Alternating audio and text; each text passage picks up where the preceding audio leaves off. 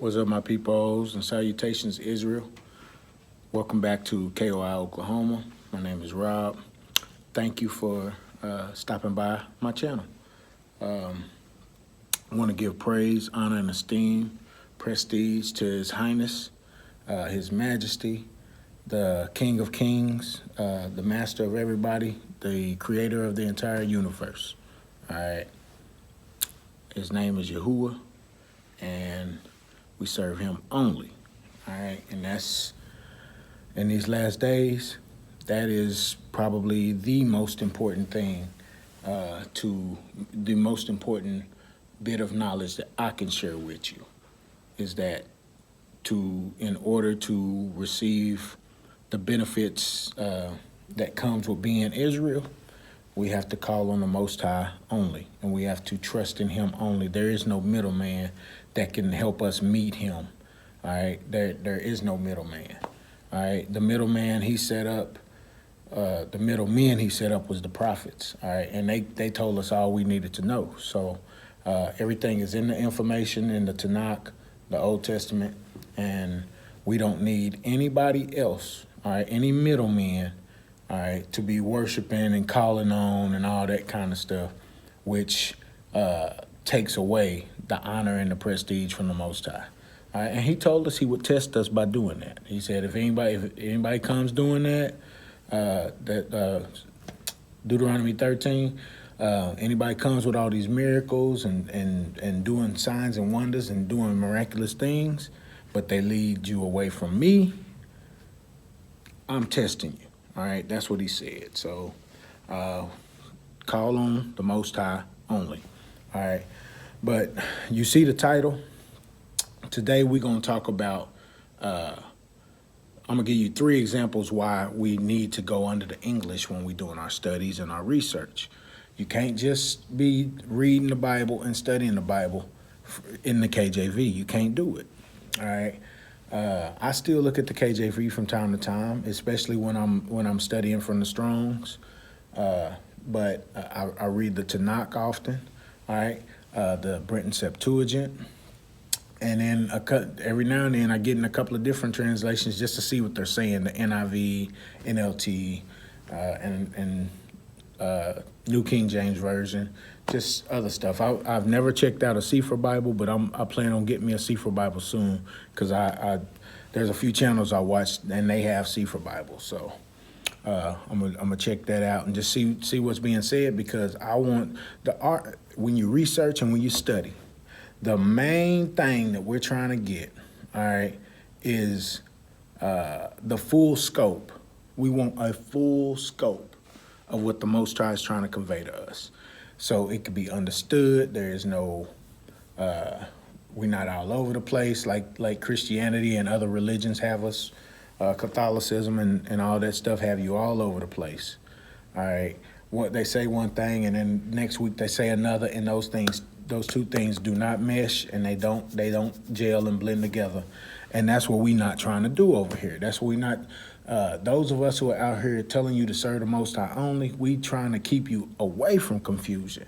We want it to be clear cut, because when the Most High finally do that big thing He gonna do, where he gather and set His people free and take us back to our land and stuff. All right, everybody who wasn't on the same page as Him, it's gonna be them is gonna be a whole bunch. Them is all the confused people. Them is all the not unbelieving people. Them is all the arrogant people, and the just the people who have no set of morals and righteousness. All right, all those groups right there, they not coming. All right, and they not His. All right, if you trying to be His, you got to serve Him only.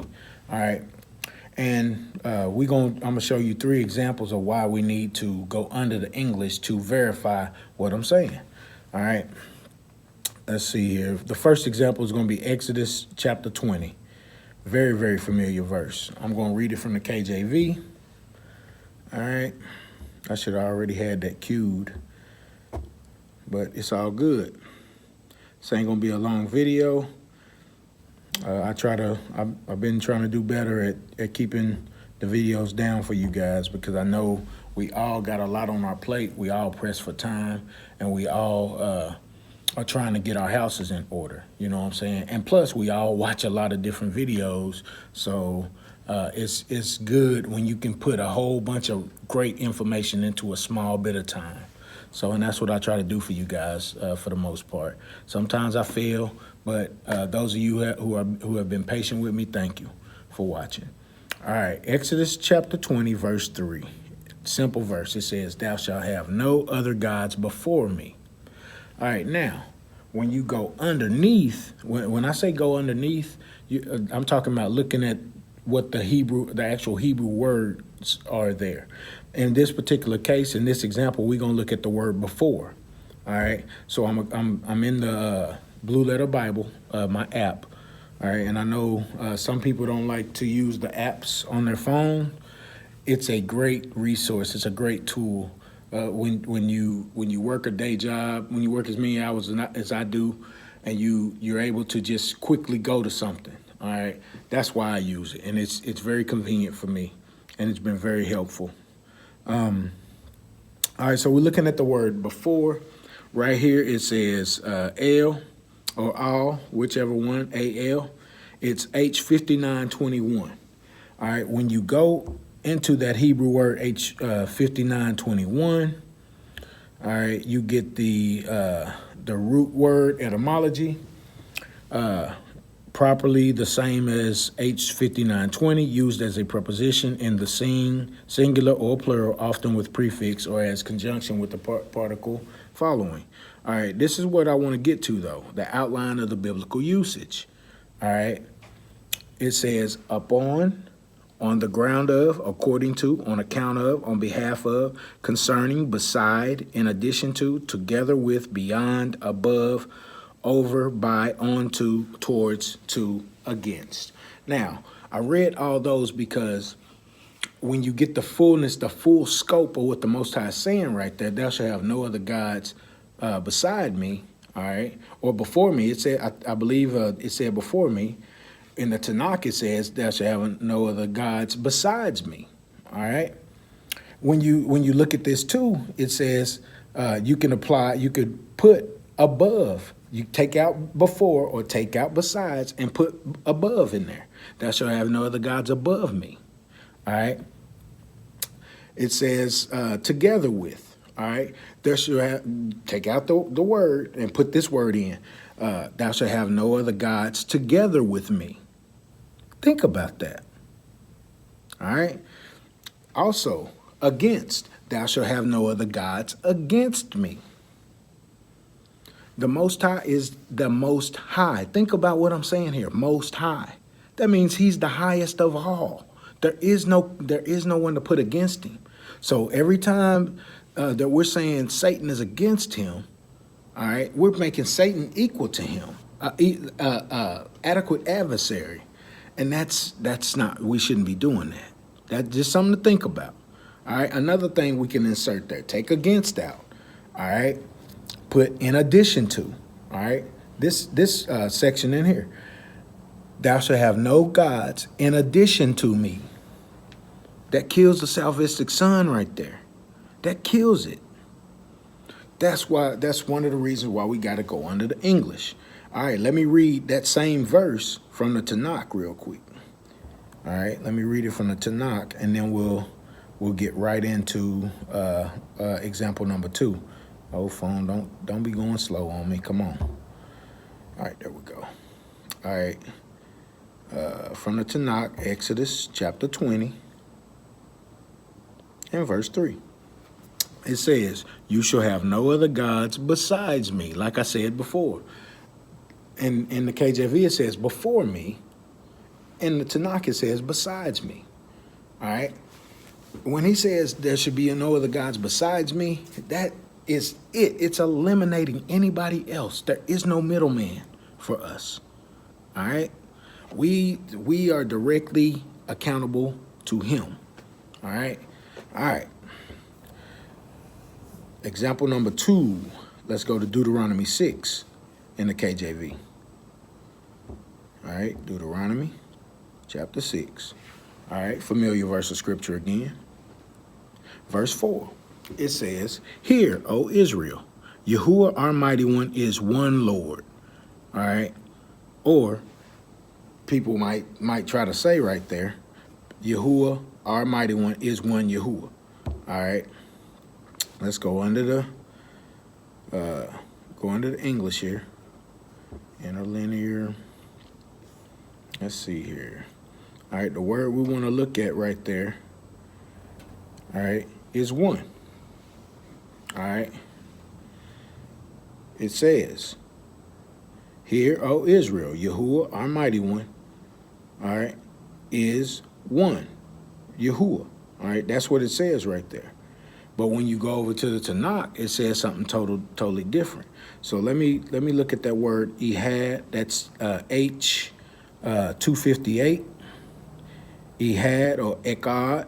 Ehad, Echad. All right. All right. Outline of biblical usage. One, each, every, a certain, and, only, once, once for all, one another, the one, the other, the one after another, one by one, first. All right. And it even has 11 in there. All right. Now, this is where it can get tricky. And this is why you have to look at all these different versions, all right, and come up with the most sound, reasonable, and righteous in your study. All right, what makes the most sense? What is the Most High trying to tell you right here? All right, so the translation, it says, translates the Strong's in the following manner: one, first, another, other, any, once, 11, every, certain, and some. And then it has 87 times where it's used miscellaneously. All right. So now I said all that to say this. In the Tanakh, it doesn't say one right there. All right. And in the Tanakh, in this particular scripture, Deuteronomy 6 and 4, it makes more sense what's being said in the Tanakh. All right. So let's go over in the Tanakh and look at what it's saying right there. All right. In Deuteronomy. All right. Let's see. Where you get Deuteronomy? Right there. Deuteronomy chapter 6, verse 4. It says, "Hear, O Israel, Yahuwah is our God," or mighty one. Yahuwah alone. That, all right, the Tanakh version sounds a lot better than the KJV version. It makes more sense because the whole theme in the Old Testament is Yahuwah alone, the Most High alone. Yeah, he had saviors out there. All right, David was a Mashiach. Cyrus was a Mashiach. He had different prophets out there. He had priests. All right, Moses was one of his prophets. All right, and the verse we're going to next, Nehemiah was one of his prophets. All right, but the whole theme, they did what they were told. They said what he told them to say. All right, but the whole theme was he is by himself doing it. All right, there was no mighty one with the Most High giving instruction and direction.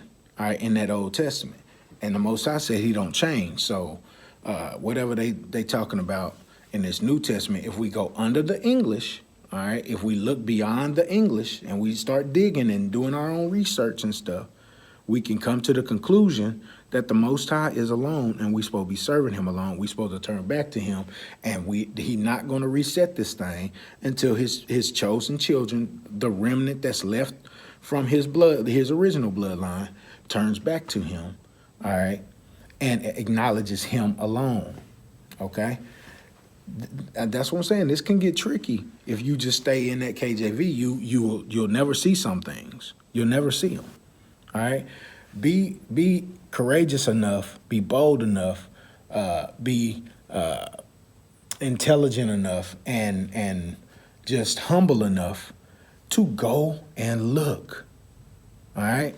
Do not take anybody's word for it, because the Most High said He gonna get His people eventually. He gonna get His people to where nobody has to teach anyone anything about Him. We all gonna know about Him on our own. All right, so don't get me wrong. It's good to have teachers. It's good to have messengers. It's good to have watchmen. You know what I'm saying? But at the same time, if you ain't doing your due diligence, are you really His? All right. Last example. Let's go to this last example real quick. All right. This is Nehemiah chapter 9. Let me hold on. All right. I get to do all this searching without the noise from the pages and stuff on these apps. Now, don't get me wrong. I still turn the pages. I still get in my Tanakh and in my Bible and stuff and look. All right. Nehemiah. There it is. I kept wanting to go to Nahum. Nehemiah 9, and we're going to read verse 6. All right, it says, Thou, even thou, art Yahuwah alone. I use this verse for a specific reason, because out of the mouth of 2 or 3 witnesses, let everything be established, right? The Old Testament, the Tanakh is telling us, all right, that the Most High is alone. All right, it's all over the Old Testament. All right, that theme is not the same as that New Test of Men. All right, the New Testament is a new test of men. I'm gonna do a video called New Test of Men too. All right, because that New Testament got us all confused. All right, got us messed up, man. But says, Thou, even thou, art Yahuwah alone. Thou hast made heaven, the heaven of heavens, with all their hosts, the earth and all things that are therein, the seas and all that is therein, and thou preservest them. And the host of heaven worshipeth thee. All right. So what I want to look is that word worship. All right, that word worshipeth thee. All right, so that's what it says in the KJV. All right, let's go under the English. All right. Go under the English, go all the way down in the interlinear to that last word, worshiper, Saha. All right, we're looking at Saha or Shaka. All right, that's a transliteration. It's Saha. The pronunciation is Shaka. All right, and the outline of biblical usage says to bow down. All right, I learned in Christian church that worshiping sometimes it ain't bowing down. All right, but there are different ways to worship. And in some instances, the Most High is requiring us to bow down. Well, when you learn in church, a lot of people just sit there with their hands up looking up at the sky. A lot of people just stand there bowing their head. A lot of people, you know, one of the certain ways to worship the Most High is to bow down. Even the hosts in heaven do it. That's what we just read right there. All right, even His messengers in heaven with Him, everything He created up there even bows to Him. All right. So, but when you read the KJV, it just said worship, and people just think, oh, it's what I do in my church. I just put my hands up and do like this. That's what. No. All right. Sometimes you have to, that is a way of worship, but sometimes you got to get down. Right here, it was being specific that even the host of heaven get down. All right. Even the host of heaven get down. All right. So we got to get down. All right. Now let me finish reading the outline of biblical usage, and then we're going to wrap it up, all right, with the Tanakh verse. It says to bow down, to depress, to bow down, prostrate oneself before superior in homage, before God in worship, before false gods, before angels. All right, so the Most High is saying that even the host of heaven, even the people He created, or the beings He created in heaven worship Him by getting down and humbling themselves. So we should do that too. But you wouldn't know that exactly, you know what I'm saying, if you didn't research the word worship, you know what I'm saying, to see what worship actually is. There are several variations of worship, but one of the requirements is sometimes it's time to get down, all right, on our knees, on our laying flat face first, you know, however that particular moment calls, whatever that particular moment calls for. All right, and we have to pay attention to that kind of stuff. All right, and so let's go read it from the Tanakh, Nehemiah Where is it at? That's Nahum. I did it again. All right, here we go. Nehemiah. All right, Nehemiah chapter 9, verse 6 reads, "You alone are Yahuwah. You made the heavens, the highest heavens, and all their host, the earth and everything upon it, the seas and everything in them. You keep them all alive, and the host of heaven prostrate themselves before you." See, the definition that the KJV used was worship, all right? But the definition that the Tanakh used is prostrate, which is the host of heaven even get down. Whereas if you look at the KJV, the host of heaven just sing to you and spread their arms to you, all right? Like the church have us thinking. No, all right? At certain times, you got to get down and show honor to him. Give him, kiss his feet, per se. You know what I'm saying? So at the end of the day, y'all, just wanted to run a quick message by y'all about why it is prevalent to